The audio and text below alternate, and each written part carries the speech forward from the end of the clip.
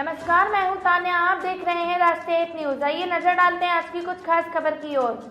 सीकर में पीएम मोदी के कार्यक्रम में सीएम अशोक गहलोत का नाम कट करने पर बोले राजस्थान सांसद नीरज डांगी। राजस्थान में पीएम मोदी का कार्यक्रम हुआ, उसमें सहभागिता केंद्र और राज्य दोनों की है, तो ऐसे में सीएम को पूरा अधिकार था कि वो जाए इस कार्यक्रम में और उनके मंत्री भी जाएं। लेकिन पीएमओ ने अपनी मनमानी की है, ये दुर्भावना की नीति अपनाते हैं। प्रदेश में सरकार रिपीट कर रही है, तभी पीएम बार बार दौरा कर रहे हैं। राजस्थान में आने की वजह पीएम को मणिपुर जाना चाहिए।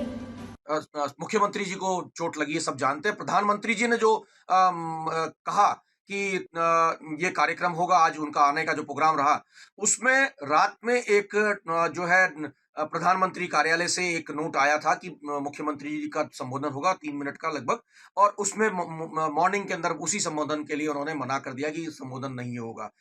राजस्थान में कोई कार्यक्रम हो रहा है, और वो कार्यक्रम भी बताना चाहूंगा, लगभग उसके अंदर 3700 करोड़ रुपए का खर्च जो है 12 मेडिकल कॉलेजेस का होगा। उसमें सहभागिता जो है दोनों की है, केंद्र की भी है और राज्य की भी है।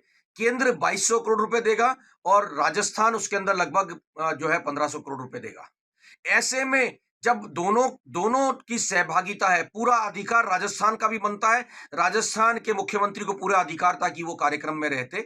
कार्यक्रम में वर्चुअल रहने के लिए उन्होंने सहमति दी थी और ये कहा था कि उनके मंत्री जो है, मंत्रिमंडल के सदस्य कार्यक्रम में फिजिकली जाएंगे। शिलालेख जो बना, सिरोही में भी एक उद्घाटन है। ये उद्घाटन वर्चुअली सिरोही का भी इसके अंदर शामिल है, 12 मेडिकल कॉलेजेस में। सिरोही में इन्होंने इनिशियली जो शिलालेख तैयार करने के लिए का मजनून बनाया था, उसमें स्पष्ट रूप से दोनों सांसदों का, राज्यसभा सांसद का मेरा एवं लोकसभा सांसद जो वहां से हैं उनका, दोनों का नाम उसमें दिया गया था। तीनों विधायकों का नाम उसमें दिया गया था, जो बाद में कल जो इन्विटेशन हमारे पास फाइनली आया है उसमें वो पांचों नाम नहीं है।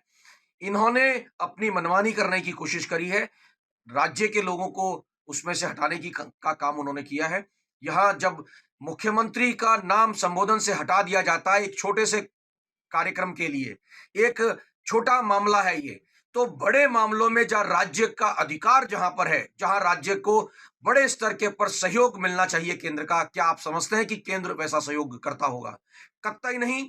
ये दुर्भावना की नीति अपनाते हैं, ये भेदभाव की नीति अपनाते हैं, और ये भेदभाव के तहत इन्होंने इस तरह का कृत्य किया है कि पीएमओ से पहले कुछ और नोट बन के आता है और पीएमओ से बाद में मुख्यमंत्री को जो है भाषण के मिनट्स में से हटा दिया जाता है।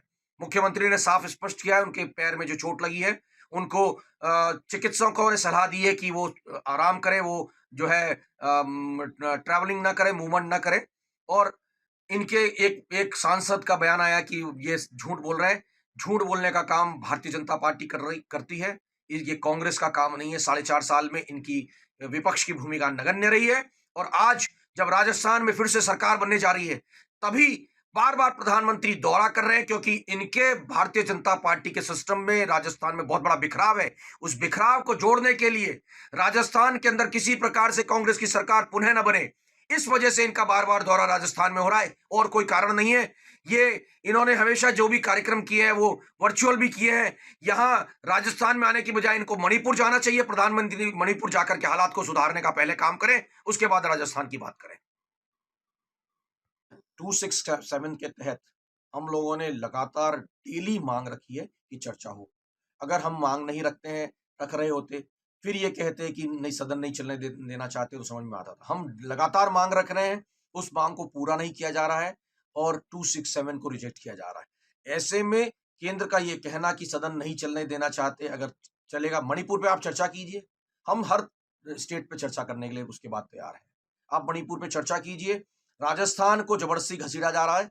राजस्थान के अंदर लॉ एंड ऑर्डर परफेक्ट है, वहां अनगिनत ऐसी जनता से जुड़ी हुई योजनाएं लागू की गई हैं सरकार के द्वारा, मुख्यमंत्री अशोक गहलोत जी के द्वारा, और उन योजनाओं का लाभ सिर्फ राजस्थान की आवाम को ही नहीं, भारतीय जनता पार्टी के जो लोग हैं उनको भी लाभ मिल रहा है उसका। वो भी दबी जवान के अंदर सरकार का कहीं ना कहीं जो है भूरी भूरी प्रशंसा करने का ही कार्य कर रहे हैं। तो मैं ये कहना चाहूंगा कि राजस्थान में किसी तरह की कोई समस्या या कोई लॉ एंड ऑर्डर की परिस्थितियां बिगड़ी हुई नहीं है। वहां पर इस तरह से ये जो एक मुद्दा बनाने की कोशिश चल रही है, क्योंकि 4.5 साल में विपक्ष के पास में कोई मुद्दा नहीं था। ऐसी योजनाएं जनता के सामने रखी जिसको जनता को जिसका लाभ मिल रहा है, और जनता ने उन योजनाओं के एवज में, बदले में ये तय कर लिया है कि आने वाले समय में राजस्थान में फिर से कांग्रेस की सरकार होगी। इसलिए बौखलाहट की वजह से भारतीय जनता पार्टी के पास जब कोई मुद्दा नहीं है, वो अपनी विपक्ष की भूमिका निभाने में नाकाम रहे हैं। 4.5 साल तक उन्होंने सड़कों पर उतरने का काम नहीं किया, जो विपक्ष का काम होना चाहिए था। वो घेरते सरकार को, अगर सरकार गलती कर रही थी तो। आज 4.5 साल के बाद में वो डायरी की बात कर रहे हैं, भ्रष्टाचार की बात कर रहे हैं, महिला उत्पीड़न की बात कर रहे हैं। अरे जहां महिला उत्पीड़न हो रहा है वहां तो कुछ कर ही नहीं रहे। 84 दिन के अंदर एक गिरफ्तारी उन्होंने की है। कितने हालात मणिपुर के खराब है, कोई कहने की आवश्यकता नहीं, सबको पता है। ये हमें भी पता है, राजनीतिक लोगों को पता है, आम जनता को पता है, मीडिया को भी पता है, सबको पता है कि मणिपुर की क्या हालात है। फिर क्यों नहीं ये मणिपुर पे चर्चा करते हैं? ये बात अननेसेसरी अपने जो है प्रमुख मुद्दों से ध्यान भटकाने के लिए लोगों का ये बात करना चाहते हैं। राजस्थान को घसीट रहे हैं बीच में, छत्तीसगढ़ को घसीट रहे हैं, कभी वेस्ट बंगाल को, कभी तेलंगाना को। ये ऐसा ही करते रहेंगे। ये नाकाम हुए हैं। लोकतांत्रिक सरकारों को गिराने का काम इन्होंने किया है। जहां असफलता मिली राजस्थान में, मुख्यमंत्री अशोक गहलोत ने इनके मंसूबों को नाकाम कर दिया।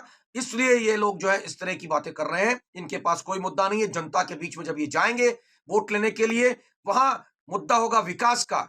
हम विकास के नाम पे वोट मांगेंगे, अधिकार के पूर्वक वोट मांगेंगे, और फिर से राजस्थान में कांग्रेस की सरकार होगी। इसलिए ये बौखलाहट में इस तरह की कार्रवाई कर रहे हैं। सर आपने देखिए, भारतीय जनता पार्टी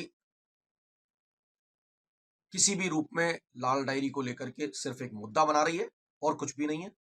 लाल डायरी में अगर कुछ है, सदन में नहीं दिखा पा रहे हैं, तो वो जब अनर्गल बयानबाजी जो है मीडिया के सामने कर रहे हैं, लाल डायरी भी मीडिया के सामने उजागर कर देना। खोलिए, पन्ने खोलिए, उसके क्या है उसके अंदर सामने आने दीजिए जनता को भी पता लगना चाहिए कि किस तरह की दोगली राजनीति भारतीय जनता पार्टी के लोग करते हैं।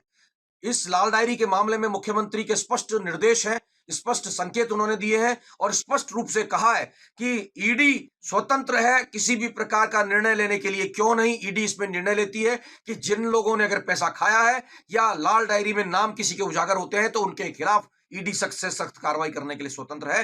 ये मुख्यमंत्री ने स्पष्ट रूप से कहा है। तो क्यों नहीं ऐसी कार्रवाई की जाती है? सर पार्लियामेंट नहीं चल पा रहा है दिन पर दिन। 20 तारीख से आज 27 तारीख हो गई है।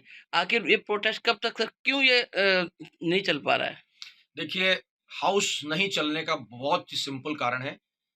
केंद्र की सरकार हाउस चलने ही नहीं देना चाहती, और उसका सबसे बड़ा रीजन जो है वो जब देश के अंदर ऐसे ज्वलंत मुद्दे आए हैं, जैसा कि मणिपुर का मामला है। मणिपुर जल रहा है, देश जल रहा है। वहां यातनाएं दी जा रही हैं लोगों को, वहां महिलाओं के साथ दुर्व्यवहार किया जा रहा है, रेप हो रहे हैं, महिलाओं की हत्याएं हो रही हैं, जघन्य अपराध वहां पर हो रहे हैं।